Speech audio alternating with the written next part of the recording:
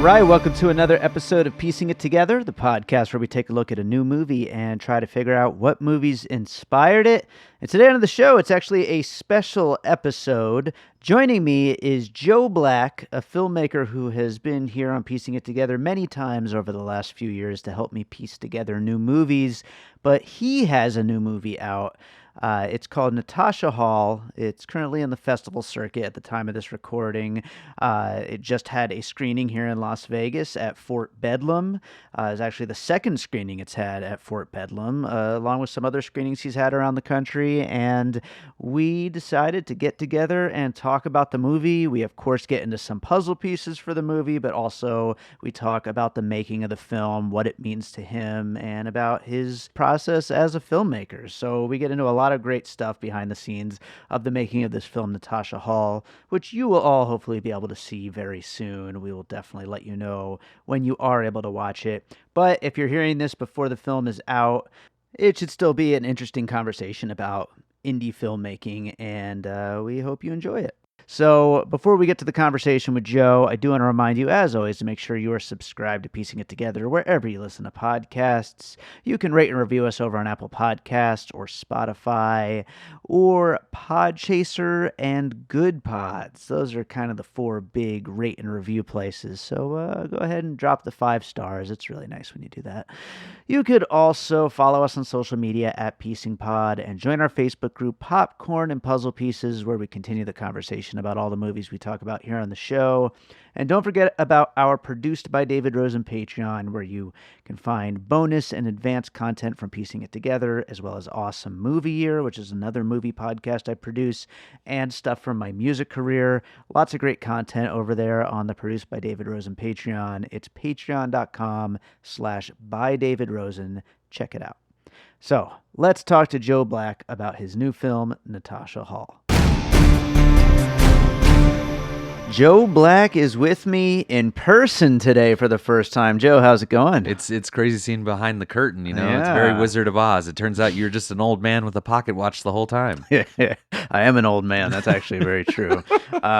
Joe is here because last night he had a screening of his new film, Natasha Hall, here in Las Vegas, and we're going to talk about the movie. Oh yeah, it was wonderful. I came out and did a screening in December at Fort Bedlam, and you were the only one there. Yeah, pretty much. Yeah, there was one older gentleman who walked out halfway through, and he did like the knife cut across the throat motion with his thumb to the guy's own ooh, you know. And I was like, yeah, all right.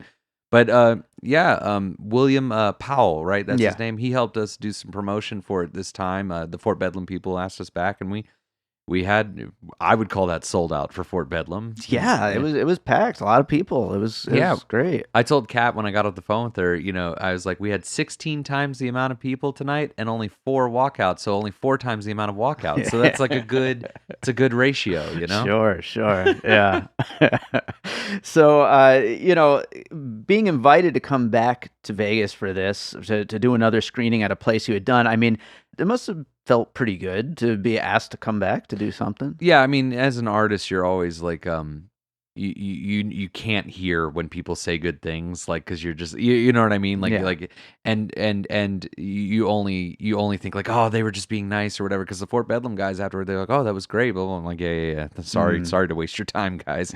But then they hit me up like a week later and they were like, we really love that, we want more people to see it, and we want to promote it better this time, like, would you be willing to come back? And the fact that they asked us to come back, like, that really meant a lot. That's one of those things that, like, even that denial part of your artist brain can't deny. That, like, okay, well, like, wouldn't ask, I mean, because nobody came. You know what I mean? Yeah. So that was really cool, and it's my 5th time, seeing it with an audience, and it's interesting the way it lands every time. And I learned that there are 2 jokes that are consistently every screening. It's when he's like, oh, did you and Miller get back together? And she goes, does it look like I have a dick? Yeah. That like lands really hard. Sure.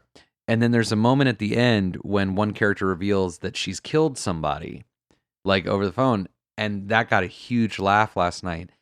And as much as, like, you worry that people aren't digging the movie and all that line specifically where the character reveals she's killed someone, that doesn't land unless people are in it. Right. They have to be invested at that point. And that's like 2 hours into the movie. Yeah. You know what I mean? And so like that's that, but still the denial part of my brain is like, why aren't they laughing at the funny jokes? All right, whatever. Yeah. Yeah. But it was really it's always a pleasure. So I will obviously get into this being piecing it together. We'll get into some of your inspirations along the way here. But I want to start off by asking you, first question here.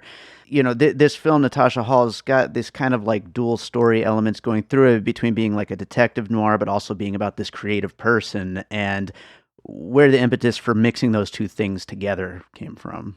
I think that, I read one time that I might not have even read it. I might have been speaking with Shane Black, where he's like, writers love movies about detectives because detectives are writers. Sure. Like detectives they're interested in people and they like figuring out the plot and they like, you know what I mean? And like, so I've been interested in the detective genre for a minute for obvious reasons. And I loved the idea of making a movie about someone who is interested in people, but the movie itself is interested in her. Right. And she's got all these outlets to keep herself from actually like exploring herself, right?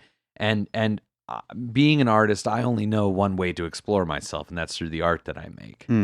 So I thought it would be kind of a nice, I don't know if juxtaposition is the right word, but that like while trying to like solve this case, while trying to like, help others out, she herself is having like creative blocks. Sure. Like, and like trying to write that song the whole movie, like finding the melody for it. And then also her writing this book about Switchblade Sue. And it's not until she finally just stops with the facade and admits that Switchblade Sue is her. Right. That she can kind of work through it and come to the conclusion of this book that's 400 pages long at this point because she doesn't know how to end it. Sure.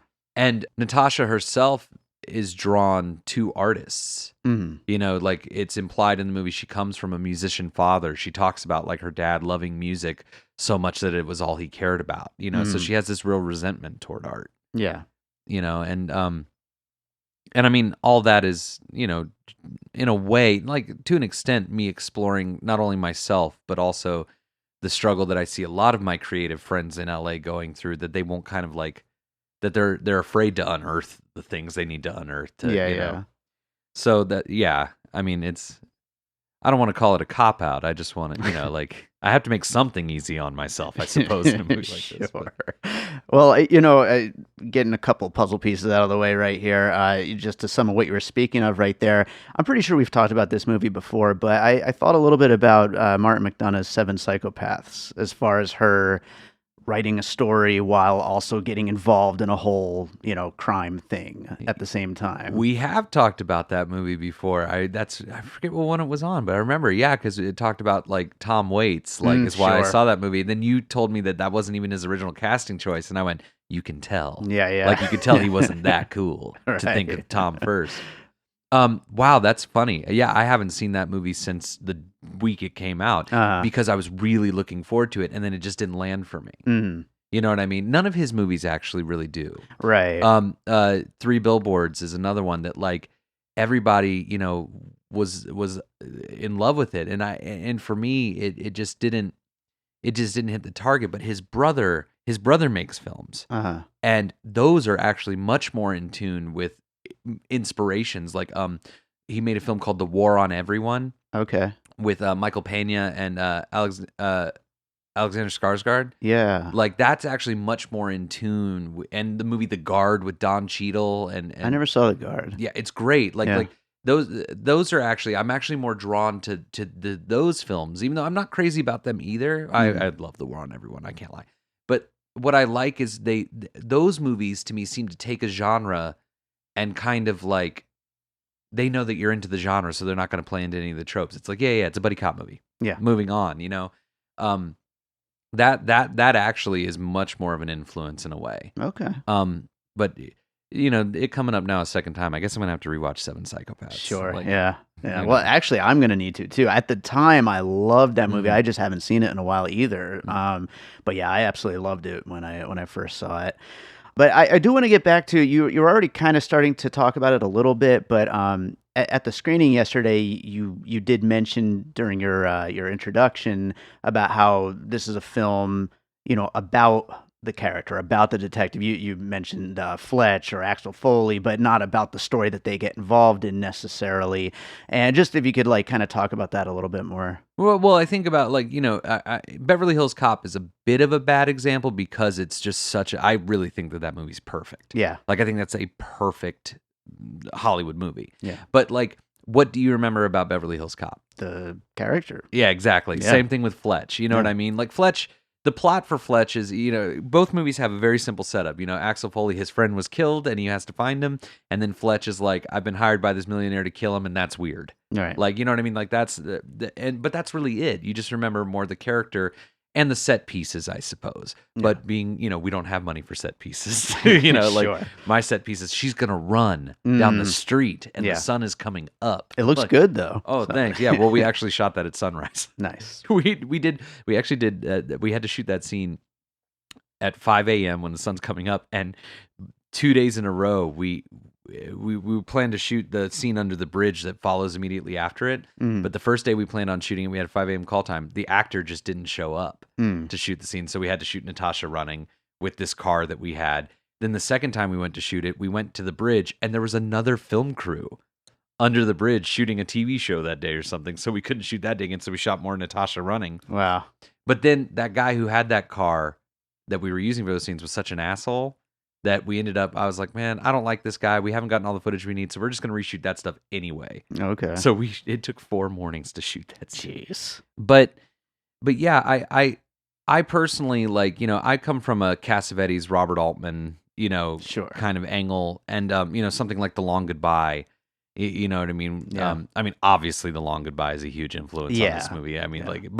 What detective movie made after 1973 isn't influenced by The Long Goodbye? Sure. You know what I mean? Like, it's almost not even fair. But yeah, and Inherent Vice, I think, was like even more of an influence in a way. On my list here. Yeah, for sure. yeah. Inherent Vice, when I pitched this to people, I told them it was Inherent Vice meets Jackie Brown. Yeah. Because Jackie Brown, Tarantino, I just got to get it out of the way. Like he's the best at what he does. He really is, and he's the best at making a movie that an audience understands and embraces. And Paul Thomas Anderson is on the opposite side of that spectrum in a way that like his movies are very challenging to audiences, even sophisticated audiences. You know what I mean? So I'm trying to like find that middle ground because that's what's interesting to me. Sure. You know what I mean? And Jackie Brown is so perfectly plotted that it feels like a ride, you know? Yeah. And Inherent Vice is so loosely plotted that like, I think I've told you this story where I went to a screening of it about a year after it came out on film. It was a screening on film. And when it went from about an hour and a half into the movie, it jumped to the next reel and there was a reel missing. I was like, what the fuck? Like, and I turned to people, I was like, dude, they cut and they're like, what? And I'm like, they skipped ahead and nobody knew what I was talking about. I go outside and I tell the guy in the lobby, I'm like, yo, guys, like, there's like, you missed a reel or something. And he's like, I don't know about that. But I was like, whatever. So I go back in there and then the movie keeps playing. When it jumps to the next reel, it jumps to the reel that was missing. Huh. Like, so I guess they had flopped them, right? Wow. And I was like, what the fuck? And then when it was over and I was saying to everybody, she's like, did you notice that like those 2 reels were, and everyone was like, what are you talking about? I'm like, what? Am I going crazy? Because I've seen the movie 100 times. I go outside, the guy in the line was like, dude, you were right. We flopped reels 5 and 6. Sorry about that. And I was like, yo, 230 people didn't notice. Right, like, right. And the movie still worked. Like, my movie's not like that at all. Like if you move scenes around Natasha Hall, it'd be even more confusing. Yeah, right. But yeah, that was, and when the pandemic, I've been wanting to make a detective movie ever since seeing Inherent Vice, really. Yeah. Like, and I made one a couple of years ago that you saw, Tellers. But I wanted to kind of, I don't like to use the word subvert the genre because that's not what I'm talking about. I more just want to explore the things that haven't been explored. So my first detective movie was a movie about a retired detective who the case he's solving, he doesn't even know if there's a case. It was kind of like a reverse Columbo. Because like Columbo is another huge influence on Natasha Hall, where Columbo, the strategy, have you ever seen Columbo? No, I don't think I ever actually have. It's really cool because the way the show is structured, first of all, the episodes are like an hour and 20 minutes long. Wow. And the way it's structured is you spend the first 20 minutes with the killer, watching them commit the crime. And then Columbo comes in after the first commercial break and spends the next hour trying to catch the killer. Right. And it's it almost makes Columbo like the bad guy in a way, you know what I mean? Because you're invested in this person's story, and here comes Columbo along trying to screw everything up for him. Right. And the writers of Columbo described it that they were tired of whodunits, Mm. and they wanted to create a genre called How Catch'ems. You know what I mean? Nice. The show is about how Columbo catches somebody, not who is Columbo going to catch. Mm-hmm. And so when I made Tellers, my idea was to be like, instead of making a whodunit or How Catch 'Em, I wanted to make a movie about did it happen? Mm. Because the character, it looks like he committed suicide, and the only person who is kind of suspect about it is his grandfather, who was estranged from him. Mm-hmm. So his grandfather is trying to like, am I just projecting Right. my like my anger at myself for not being there for him, or did somebody actually fucking kill him? Right. And I was, that movie, that was the toughest movie I've ever made. And afterward, I felt like there was still more I wanted to explore with detectives. And I learned that to be a detective in real life, you have to have 2,000 logged hours of some kind of surveillance job. Like, and one of those jobs you can have is to apply for your license. Right. And one of those jobs you can have is a repo man. And for years, I've always had this idea of doing a movie about a girl who repossesses cars, like a tough, badass, repo girl. And I know there's a movie Repo Chick, but I never saw it because, But anyways, but I was like, oh, that would be cool, like a female detective who kind of fell into it because repoing cars wasn't paying enough, And my wife, we weren't married at the time; we were engaged at the time, but she was looking for an agent. She's an actress, and she asked me, like, what two actresses do you think I'm like you can combine to, like, make me, so like she could pitch herself. And I told her she was like Rebecca Hall and Natasha Lyonne, and she was like, oh, so Natasha Hall. And I was like, whoa, wow, yeah. And originally it was supposed to be the script, I was just going to make it, because it was during lockdown, I was just going to make this, like, I wanted to make like a 90-minute Clerks kind of hangout movie about this kind of like, New Jersey broad stuck at this house, you know what I mean? And it was going to be breezy, funny, whatever. And then I sat down to write it, and I write a script, usually it takes a week to get a first draft, you know what I mean? Once I start, clicking at the keys. This took 4 months. Because I realized, it made me realize I'm not interested in making those kinds of movies anymore. Like, I want to watch those kinds of movies, you know what I mean? But like, I'm more interested. Somebody once described my movie Lowtown that I made a few years ago, which I think you saw that one too, right? No, I haven't seen Lowtown. With the diamond heist? Yeah, no, I haven't seen Okay. Somebody watched that movie, and they described the movie as a tie-dye color vortex that gets darker and darker the further you spin down. Okay. I couldn't tell if they meant that as a good thing or a bad thing, but I loved that. Yeah, it sounds good. So like, even if it wasn't good, that meant that, ooh, if I kind of like can capture that on purpose, like, intentionally, I can honor that intention the whole movie, and it'll, you know what I mean? And I actually gave that line to Natasha in this movie. She describes LA as a tie-dye color vortex that gets darker the further you get sucked down.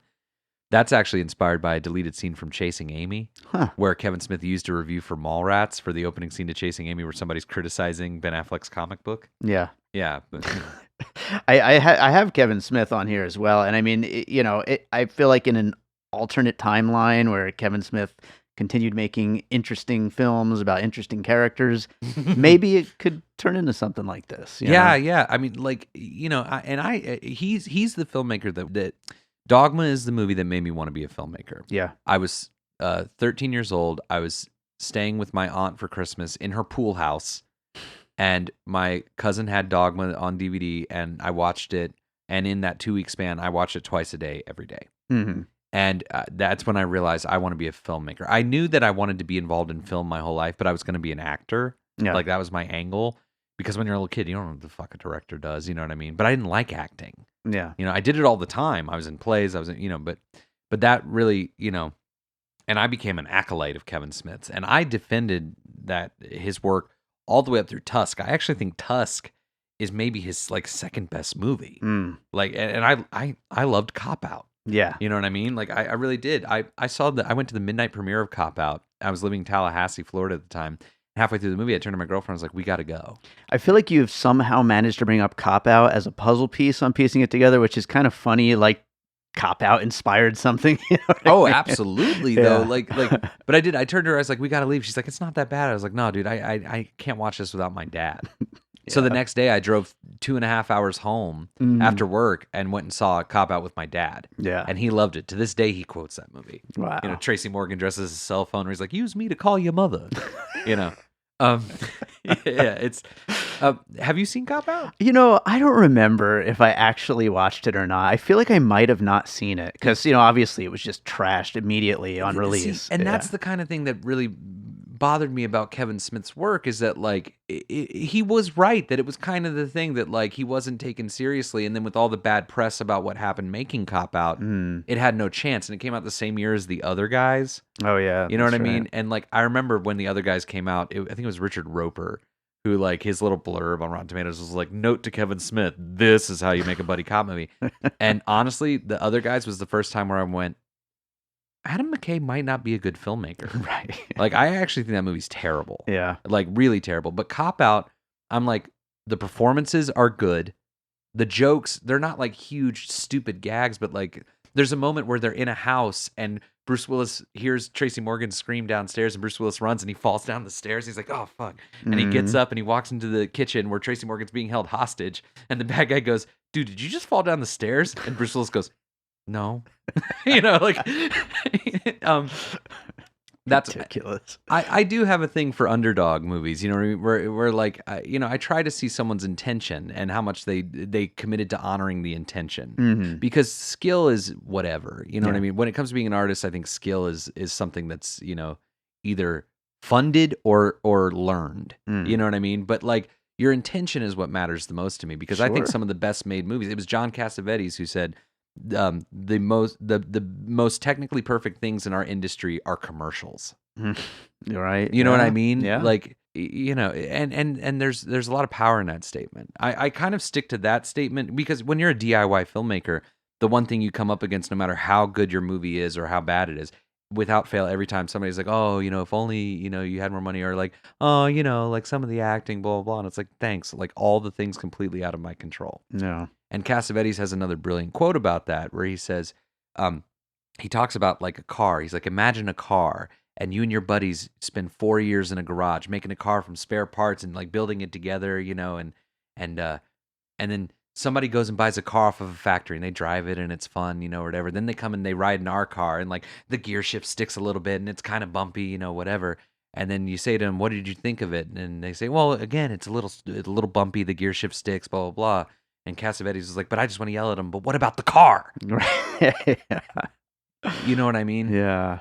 And there's a life to imperfection, as long as what you're doing has purpose. Yeah. You know what I mean? There's certain filmmakers that are on the same level as me or slightly higher. You've talked about them. I try not to talk about people like Jim Cummings, who I'm not buying it.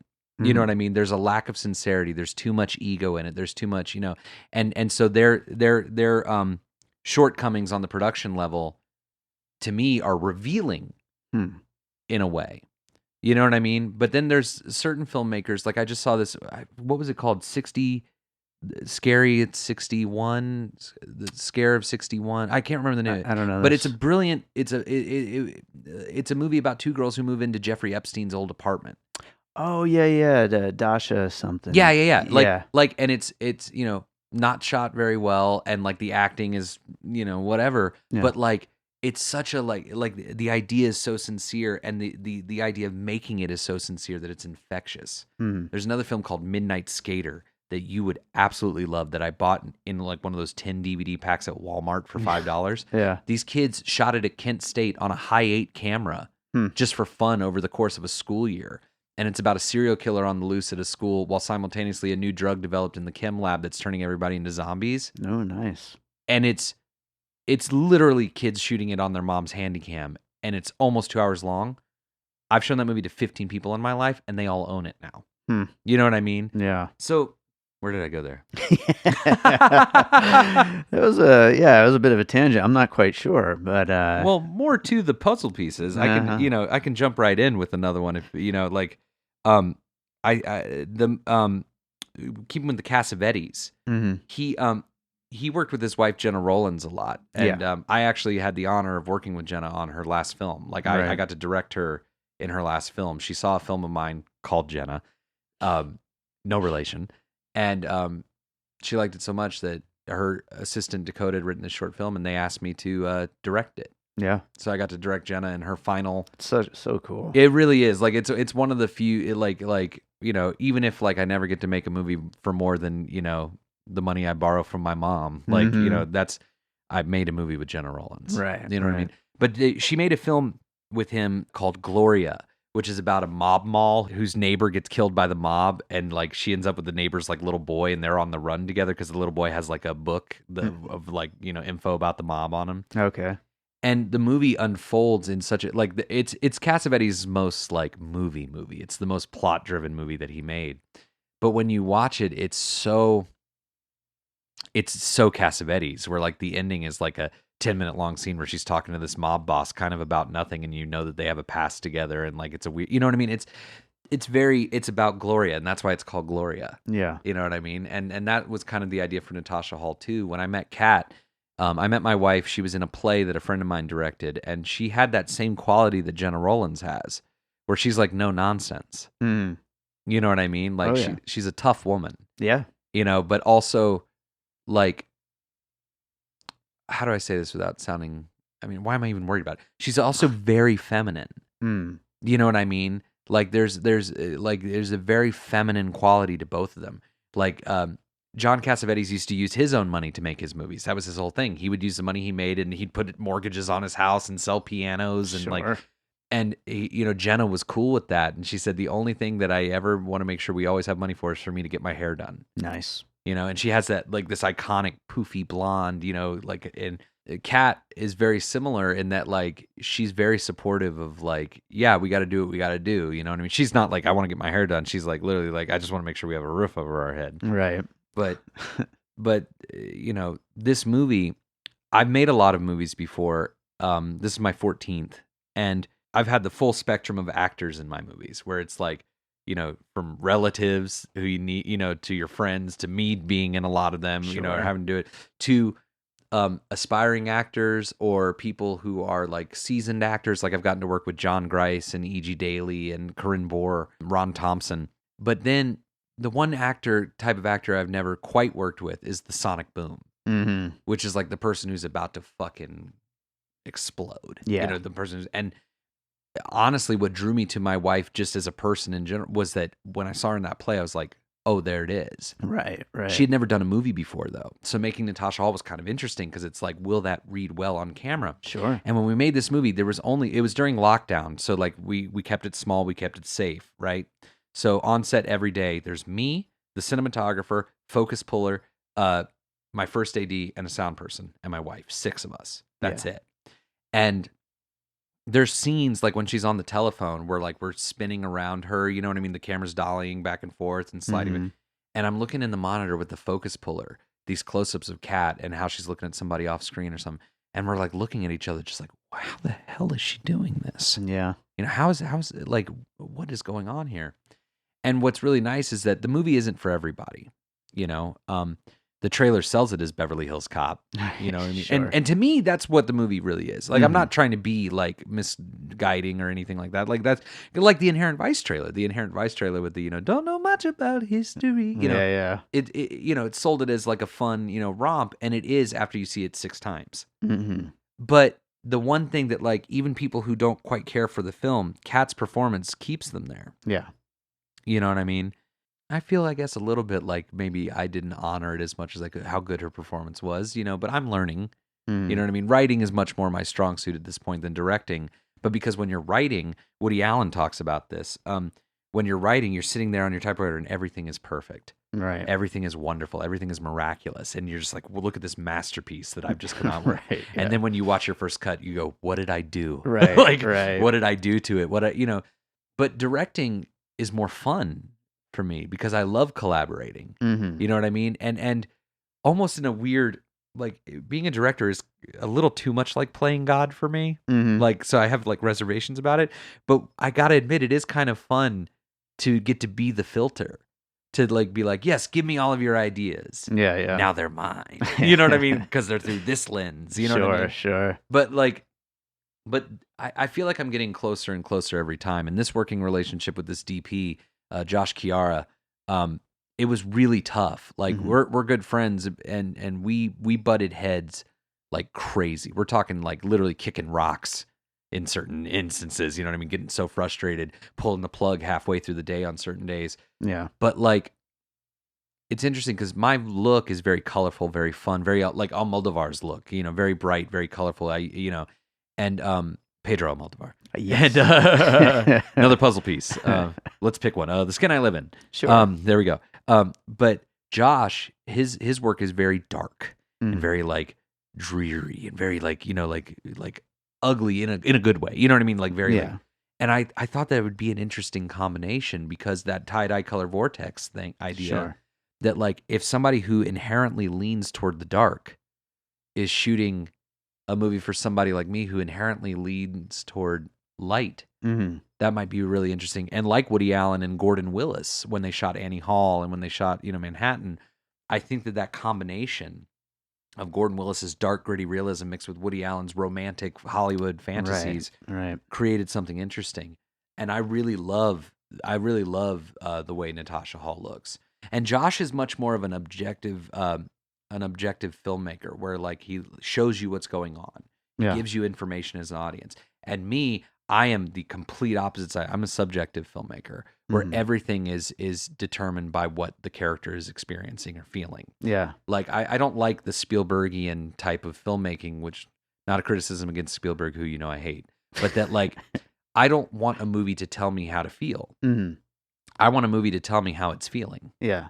You know what I mean? Well, this leads really well into a question that I had for you because, I mean, we were talking earlier about, you know, how challenging a film like this can be. And, you know, when you have a character who is imagining things with her creativity side and everything, I mean, what are some of the push and pull challenges for you as a filmmaker to make sure the audience is along for that and what is and what isn't? Yeah, that actually is a better segue than you could even think, honestly, because that was part of the working with Josh. Josh is a much more visual kind of guy. Like he likes to do the tricks and you know, that's the kind of stuff he kind of gets off on creatively.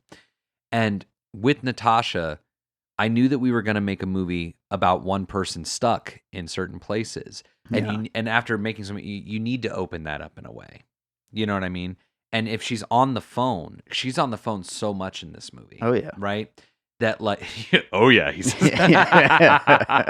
So like what you have to do to keep that interesting and to keep it subjective, like is you have to visualize her thoughts and her emotional ebbs and flows. So for example, the first scene when she's on the phone with Bandini, the cop that she calls, the crooked cop, once she starts to suspect that he's maybe not on the level, that's when suddenly the score kicks in, and she starts to manifest this image of him in the room with the gangster that she's afraid of, right? And Colin Walsh. And so, but Natasha, she's not stupid. You know what I mean? And she's kind of a wise ass. You know what I mean? You get that throughout the whole thing. So I in my mind, I'm like, okay, so she almost playfully in her head is imagining him as this ridiculous film noir type character.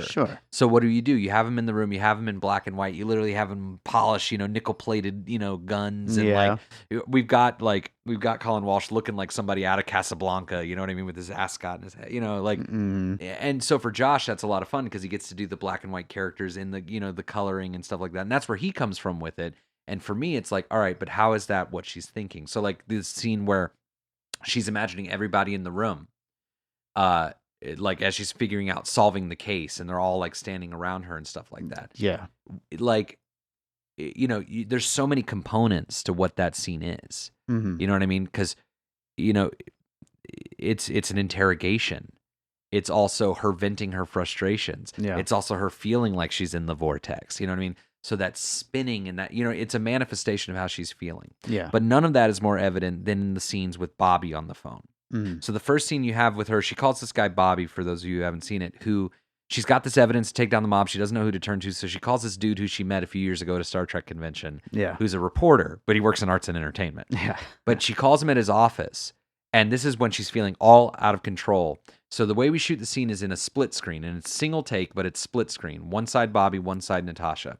Bobby's split screen, it's a static shot wide of him at his desk. Natasha, it's following her around in an extreme close, but we zoomed in from across the room, so it's an extreme close punched in, so it feels like chaos. So he starts to listen to her. He's the first character that listens to her and understands her, and it's the first time in the movie that she feels heard and seen.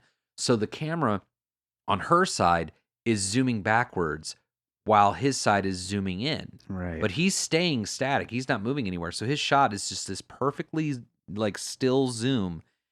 And as it gets closer and closer to him, it lands with him in a close-up, looking eye line directly at Natasha's frame. Yeah. Right? Like her side of frame. And Natasha is now in a wide, sitting down, and more stable and comfortable. So she's feeling that connection with Bobby, right? So then when we go to the next phone call that they have later, and she's talking with them on the phone, it's the only phone call in the whole movie where I cut back and forth between her and the person she's on the phone with, because she feels on an even level with Bobby at this point, right? Okay, yeah. And the more she starts to feel disconnected from Bobby, the more abstract his coverage becomes, until finally, when the last 4 minutes of the phone call, you don't see him anymore, because she doesn't feel there with him anymore, you know? And is that an answer to your question?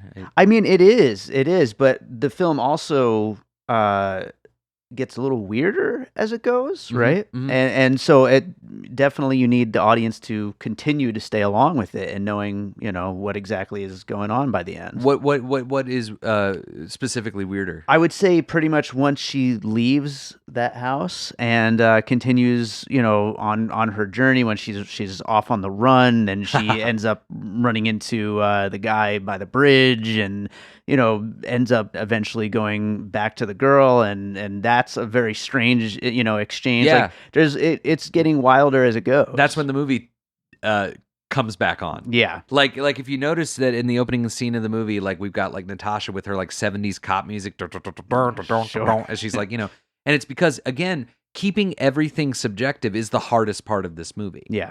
Because so when Natasha's like, snooping around, this whole detective thing, she really just fell into because she needed more money than repoing was paying for, right? So like she, in her mind, it's like playful. She thinks of 70s cop shows. Like that's what she thinks of when she thinks detectives, so you've got the 70s cop music playing and shit like that. So the scene when she finally leaves the house, when the guy shows up and she like jumps out the window and she has her gun, even like the music's kicking in, she's got her gun, she drops her gun, the music stops. Yeah. She runs back, picks it back up, it kicks back in because she's back into cop mode. You know what I mean? So that's when the movie starts back up. Absolutely. Once she gets to the house, which is the middle, it's basically the middle hour. Like the movie's 2 hours long. The first half hour is the setup. The last half hour is like the movie, if you will. The middle is like her. I've had this idea for years. This seems like a little bit of a tangent, but it's not. I've had this idea for years where like in every spy movie, they've got like 30 hours before the bad guy's going to blow up the world. And they have to like go from like Singapore to like Egypt. Yeah. And I'm like, that's like a 13-hour plane ride. Yeah, absolutely. And I've always wanted to see, I noticed I said see, not make, a movie about the spy on that plane ride. Right. Like, like that would be a really weird situation to be in. You know what I mean? Very much. So like that. So this is kind of that in a way. Yeah. But to the weirder idea, the more that she starts to realize, the more she can accept of what's going on in her situation. Sure. And handle it. Yeah. So like once she's finally at a place where she can handle things, that's when shit goes wild. You know what I mean? Like, because now she's ready to handle it. Yeah. And there's a sequence in the film. This is a Once Upon a Time in Hollywood, I guess, puzzle piece, but I didn't even think of it. You know how Rick Dalton watches his own movies or whatever, his own shows. In the movie, her ex-boyfriend, who she has a lot of resentment toward, is a television actor who's like a day player, and he has these tapes with all of his scenes, like from shows. And he comes home, and they finally have a confrontation, the argument they needed to have 2 years ago when they broke up, if you will, right? And she learns to forgive him in a way, because his life is not, she tells him, like, I can't understand why you go through what you go through for this life. You're so much better than being Batman's punching bag, But she watches his clips, And see, this is kind of the problem for me, David, is that like the clips are so important to the movie, but some people just like, oh, so we pause the movie for 5 minutes so she can watch scenes from other shows. Right. But like, for example, there's the scene the final. We show clips from like shows like Fresh Prince of Bel-Air, Roseanne, and Unsolved Mysteries with a certain voiceover appearance. Sure. But then there's Twin Peaks, and in the scene, her ex-boyfriend is the Twin Peaks scene. Her ex-boyfriend is playing a doctor, like in the morgue with Cooper, and Cooper says to Miller, her boyfriend, the doctor, he says, no matter how mundane your job may seem, we couldn't have done it without you, right? And that was my way of saying to the Miller character, like, dude, even though he never made it, in the real world as a big actor, he was a part of things that really matter, right? So that's part of it for his character. Now, also for Natasha's character, right when Cooper says that to Miller in the scene, he then turns and says, Jordan, I think this case is about to break wide open. So we now are relating that's Natasha's sentiment about Miller. She understands Miller's, and now together. Now that the case is about to break wide open, what happens next? The movie begins. The guy comes in, and it becomes the movie again. Yeah. So maybe it's a little too subtle right now in a way. But if I had $3 million to make this movie, and nothing seemed like a mistake or a compromise up to that point, I think people would just be more in tune with the movie in general. You know what I mean? And those things wouldn't matter. Yeah. Well, by the way, to that the ex-boyfriend character, there's something about him and his whole monologue with Batman and everything that reminded me a little bit of Alfred Molina in Boogie Nights. That whole scene. God bless you for that. Yeah. That's kind of the holy grail of scenes. It's such a great scene. It really is. And in your movie, that's a great scene in the movie, I thought. Thank you. I really appreciate you saying that, because that scene, I worked with that guy, and I wrote the part for somebody else, and that the person I wrote it for politely declined because of COVID. You know what I mean? And that's absolutely sure. But this guy, his name is Russ, and he was going to be moving like in 2 weeks.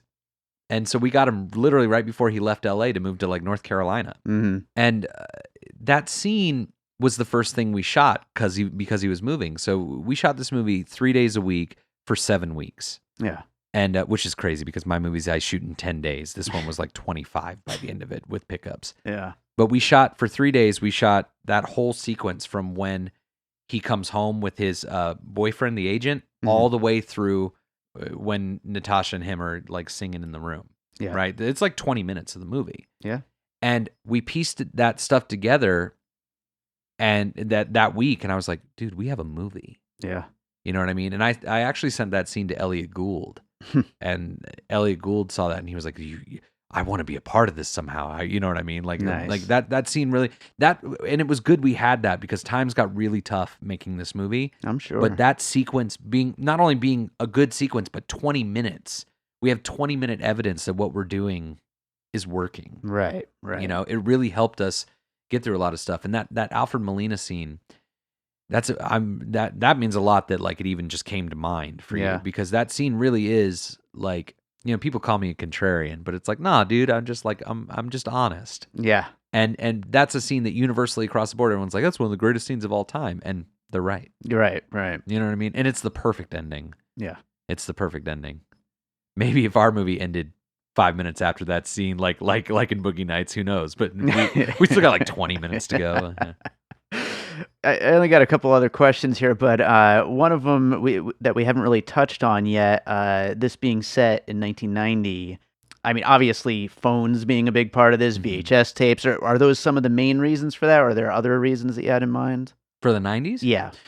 Well, you know, everybody was making movies about the pandemic at the time because we were all stuck inside. You know what I mean? We were making movies about like being stuck inside during a pandemic, and to me, like, I understood that, but I was like, we have a much greater opportunity than to just address what's going on right now. We have an opportunity to address what's wrong with us.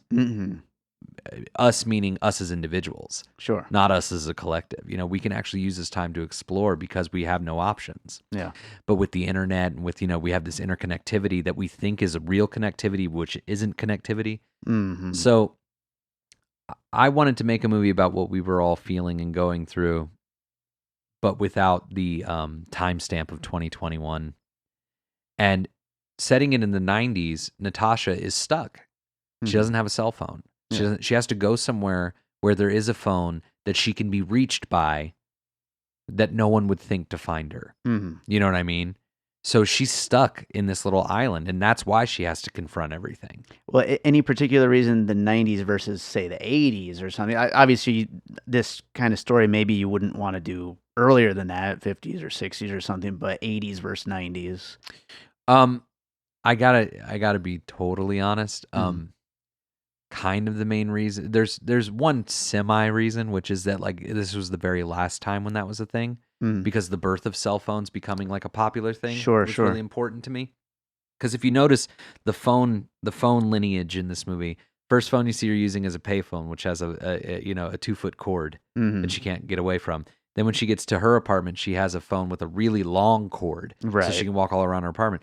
Then she gets a phone at Miller's house that has no cord, and she can go anywhere in the house with it. Right. Then she gets a cell phone for Act 3. Sure. And she can leave, but she finds that once she's got it, it's nothing but a nuisance and gets her into trouble. Yeah. You know what I mean? Like all the worst information comes over that phone. That's cool. I like that. Thanks. Yeah. But really, the other main reason is because maybe the biggest puzzle piece of them all is The Adventures of Ford Fairlane. Oh, okay. The Andrew Dice Clay, 1990 Andrew Dice Clay rock and roll detective movie. Okay, all right. Have you seen that film? I don't think so. He's a detective for rock stars. That sounds amazing. It's incredible, but he himself is kind of like, a closeted rock star. Like, he's always playing his awesome guitar that Jimi Hendrix gave him, and like, it's just a wild, and he's, the Dice persona is just unbelievably great. When I told Kat we were going to make the movie, I made her a homework book with a bunch of movies in it. Yeah. Some direct references, some like a little more obscure, and one of them was The Adventures of Ford Fairlane. And that was like kind of the one she took to the most. Yeah. And she asked, why did you put this one in there specifically? Because we would talk about it afterward. And I told her, I have it in my mind that this is the last movie Natasha saw. And that she it was like raining. It was like playing at the Dollar Theater, and she literally was getting out of the rain. She's the only person in the theater. Yeah, and she hadn't even heard of this movie. And she's like, this movie's pretty fucking funny. You're right. Right. And so in the movie, I didn't tell her to do this, but Kat was like adding little diceisms into the movie because her character has it on the brain. Like you hear at one point, she's like, she brought her groceries. Oh, combustionable, which is a line from the movie. Or when Miller mentions Michael Keaton, she goes, Michael Keaton. Oh, I fucked them. That was kind of the main, that was the spark of the idea. And right now on my wall, I have my Natasha Hall poster in my office right next to my Ford Fairlane poster. Amazing. I feel bad though, because I meant to mention when we were talking about artists and detectives, there's a television series that John Cassavetes starred in that he used the money for to make his first independent film, which is a show called Johnny Staccato, which is about a jazz musician detective. Okay. So every episode's him in a nightclub playing jazz with his friends, and he gets approached, and like, I just want to make sure that I do a shout out to Johnny Staccato. Sure. It's my boy Cassavetes, and it's a brilliant television series. That's awesome. Yeah. Well, I mean, I think that kind of we kind of covered a lot of stuff here along the way. Are there any other major inspirations that we kind of didn't talk about that you kind of had in mind? Yeah, another one you can't help but address is Big Lebowski. Sure, the shaggy detective. I call it the reluctant detective genre. Yeah, you know what I mean. That's obviously you get to play these colorful characters like Rick, the neighbor, who's. I had that wrapped up with Inherent Vice, by the way. Yeah. Inherent Vice, The Big Lebowski, and The Long Goodbye are all kind of the same movie. Sure, in a spiritual sense. Yeah. Also, Whoopi Goldberg's The Telephone. And really just Whoopi Goldberg's career in the 80s. Because, have you heard of The Telephone? I kind of remember it, maybe the poster, but I've definitely never seen it. It's directed by Rip Torn. Oh, wow. And it's almost the entire movie is improvised, and it's Whoopi Goldberg on a phone. Mm-hmm. Like, you know what I mean? And and Whoopi Goldberg made a lot of really rad movies in the 80s, like that nobody talks about. What was it called? Fatal Beauty, where she's a detective trying to solve like these murders. And then there's also a movie called Burglar, with her, where she's a cat burglar, and her best friend is Bobcat Goldthwait, and she gets framed for murder. Fantastic. Like Whoopi Goldberg. It's funny. Whoopi Goldberg is probably who I would have cast to play Natasha Hall. Right. You know what I mean? Like in that era. You know what I mean? Yeah. Actually, when I made the movie I told Kat, it was like, if we made this movie in 1990, who would you cast? And I was like, either Sandra Bullock or Lily Taylor. That was kind of, Okay. But then there's also like Rio Bravo is a huge influence because it's about like being stuck at one place and thinking the whole world is collapsing on you, but then that world ends up actually opening up and people support you in defeating your enemy. Like Haley Fawn, like Bobby, like you just have to trust these people, issues of trust. But those are, those are like the main influences in this weird little Natasha Hall soup. I guess. For sure. Well, I think we pretty much got to most of it. The only other thing I would ask you, I guess, is from obviously this was all encapsulated within the time of pandemic America. Like was there anything that you started to kind of come up with for this that then you were like, maybe I'll pull back on that because of the times and because of the situation we're stuck in right now? The exact opposite. Yeah. I think that the problem is that we keep pulling our punches. Creators, and artists, like we keep pulling our punches. Yeah. And I'm partly like, part of it is that like people on my level pull their punches because you don't want to offend anybody's sensibilities. You know what I mean?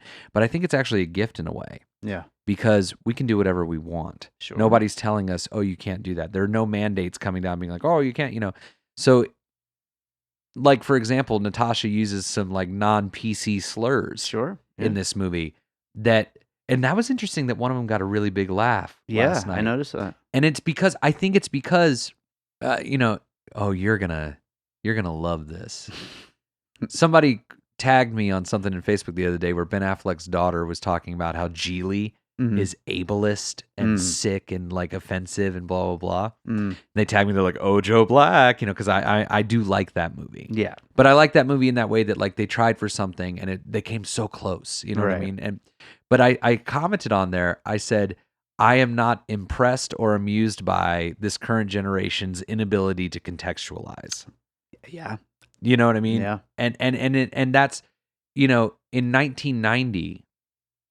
The things that Natasha says, they would have just rolled off of anyone's backs. Of course. You know what I mean? And because partly in 1990, yes, of course, there were certain things that we weren't as aware. You know what I mean? Absolutely. But also in 1990, you had to be able to contextualize more. So instinctively, I think people contextualized each other. Yeah. More. Yeah. So like she says these things and we know where it's coming from. Yeah. And we know where it's going. Yeah. You know what I mean? So, and again, with the pandemic, I found, you got Gal Gadot singing Imagine, you know what I mean? And you've got Anne Hathaway and Chiwetel Ejiofor making a little independent pandemic movie. And it's like, get out of here, man. We are hurting. Right. We're hurting so bad that we have an opportunity to not fucking work for a year and all we're doing with it is baking. You know what I mean? Like that's how much we're hurting right now. Yeah. So like let's have Natasha hurt for everybody. Yeah. In a way. Let's have her do the tough fucking work. Let's have her hate herself. Let's have her literally shooting herself in her own fantasies. Yeah, yeah. You know what I mean? And let's put a knife in the hands of little girls. Yeah. You know what I mean? Well, you know what I mean? Yeah. And talk about, and like, that whole thing with like, sometimes you need to, in her story within a story, her character Switchblade Sue ends by giving a knife to a little girl. Yeah. And she says, every little girl should have a knife. Sometimes you need one. And it cuts to Natasha. Sometimes you need a big fucking knife. Yeah, yeah. Then it cuts to this giant knife that was used to slash this woman's throat. And it's a funny moment, because of the cut, but also then you see like the woman's holding like bloody paper towels in her hands, just like doing her Lamaze breathing, Yeah. But also, I didn't have to hold back in a way where I didn't have to lean into the plot. Yeah. People were a little more open to the idea of a movie about somebody stuck somewhere, right? So the one philosophy, this is actually a decent thing to sign out on. The one philosophy that I have that I like to subscribe to, because I think there are no rules of cinema, just tools, as they say. But one tool I love is that having your opening image juxtapose your final image. So that people can understand that they've been somewhere, that they've gone in some kind of, journey. Yeah. And the opening shot of this movie is what? Do you remember? She's in the car right now. Yeah. Yeah, yeah. And what is she doing? She's on her way to the stakeout, right? No, she's at the stakeout. Oh, she's already there. She's parked Okay. and she's singing into this microphone. Oh, yeah. She's trying singing. to out Yeah. these different melodies, Yeah. right? Yeah. What's the last shot of the movie? She's heading to the hospital with the girl, and she's singing to her. She has the melody, right? Yeah. Now, what's kind of magical realism about the last shot? I mean, I would imagine that the song came from everything that she's been through at this point. Close enough. I meant Okay. more on a technical level, but Okay. that the background, we do a lot of driving in this movie, actually, but the background in that sequence is artificial. Right, superimposed or Right. double. Now, we've done that in the Switchblade Sue sequence because it looks like, because the Switchblade Sue is supposed to be like a 50s greaser character. You see in Natasha's imagination, it looks like 50s rear projection driving. Yeah. So at the end of this movie, Natasha, we have the 50s rear projection driving for her going to this. And it's because literally at the beginning of the movie, Natasha is stuck. She's literally in a parked car going nowhere, singing the song, stuffing her face full of fast foods, which is an old Woody Allen joke where he's like, how did the country get so stupid? My guess is fast foods. Yeah. She's literally stuffing a burger down her face, trying to find this melody, sitting there, observing things. And at the end of the movie, she's in the car with someone else, holding hands on her journey somewhere, about to give new life because the girl's having a baby, right? Yeah. Helping bring new life into the world. But I didn't want people to think that the movie was plot driven. So the background is Natasha Hall's mindset. Yeah. So like we understand it, like, well, maybe you don't understand, but like the idea is that she's moved on. And now that she's moved on, not only is she able to reconnect with people again, holding that girl's hand, but she also is able to help bring new life into the world by singing her this song and calming her down and getting her to the hospital. So like, you know, and you can't do that like necessarily like if you're, you know, trying to think of plot. I don't know. Like, it's got to be one thing. So the pandemic allowed me, I won't say to indulge, but rather to only focus on the things that I think are important and the things that matter to me. Yeah. Because there's plenty of scenes in this movie that I can't, like, I don't want to watch that. Like, I don't want to watch Natasha walking through this house. Get me to the next thing. But Natasha has to walk through the house. You know what I mean? Like, she has to get part there. of where she's getting. Yeah, to. so like we got to, like Cassavetes' Woman Under the Influence, he says there's 40 minutes of that movie that I hate, but I have to have them in the movie, you know, like because she's going through it, you know? And that's what the pandemic blessed us with. Interesting. For production wise, not that the pandemic was at all a blessing. No, well, like back to the censoring yourself because you don't understand what I mean. I have to provide the context. Yeah, I mean, like I can't exactly ignore that I was able to finish a whole bunch of new albums and songs and everything because I was able to stay home all the time because of the pandemic. So, you know, you kind of got to acknowledge some of the positives. Well, you have to. Yeah. You have to. Like, when you're going through the worst thing ever, Yeah. all you can do is persevere. Yeah. And then honor the perseverance. Yeah. You know what I right. mean? Like, and that's the difference between like a Spielberg movie, which is supposed to inspire hope, which when my wife, first time we ever sat down to have a conversation, she talked about the problem with the world is people smoking the hopium. And I hated that idea. I hated the idea that hope was a negative thing. Yeah. Like we battled about it, but I finally understood what she meant. Once I, you know, that like it's about inspiring perseverance. Right. You know what I mean? Like to persevere is to be human. So. Well, Joe, I think we got to a lot of good stuff in this conversation. Is there anything else you wanted to like kind of throw in there to wrap it up, or do you think we hit a lot of the points here? You've known me long enough to know that I could just keep going. I'm It's sure. best to pull my plug when you know. All right. But thank you again to Fort Bedlam, and thank you to everybody who's Yeah. ever come out to see the movie, and you know, thanks to like you know Elliot Gould and people who really have shown their support for this movie and stuff like that. It really means a lot. It's awesome. Well, And I love my wife. Yes. Thank you for such a good performance. But tell people where they can find more about you and the film and everything. BlueMeansPregnantFilms.com. That's my company name, Blue Means Pregnant Films. It's just BlueMeansPregnantFilms.com. I have every one of my movies on there for people to watch for free, except for Natasha Hall because we're trying to actually get this one distributed. But you can watch the trailer there. Yes. Yeah, and you know, on Facebook too, we have and I'm an open book. Contact me, call me, you know, like tell me, you know, I love collaboration. I love conversation, you know, so please do let me know. Even if you don't like the movie, let's talk about it. Like, I love learning. Kanye West, you can never learn anything from a compliment. Finishing it up with a Kanye West quote. Kanye and Cassavetes are the same person to me.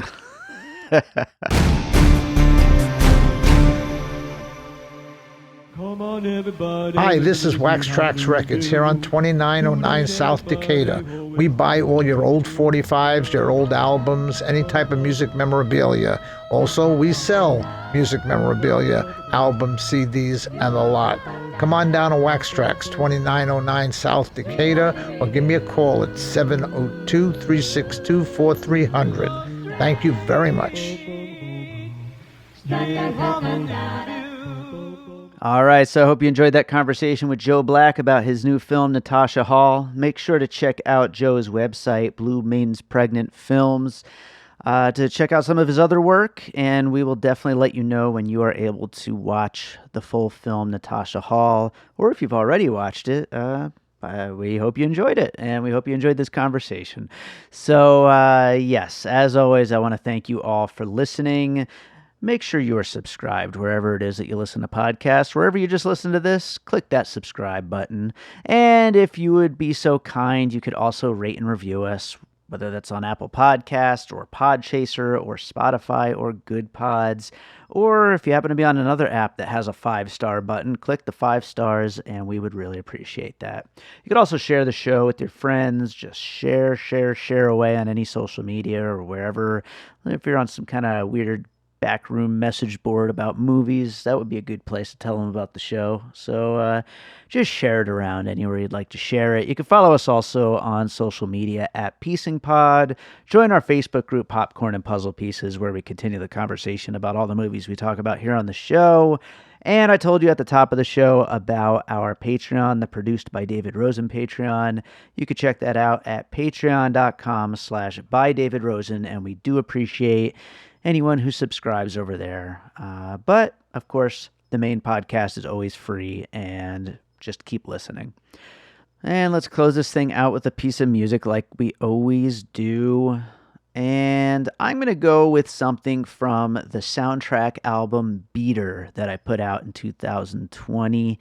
This is the score to a feature film called Beater, as well as pieces of music from short films I did with the director of Beater, Chris Johnson. So a whole bunch of film music that I compiled onto this one album.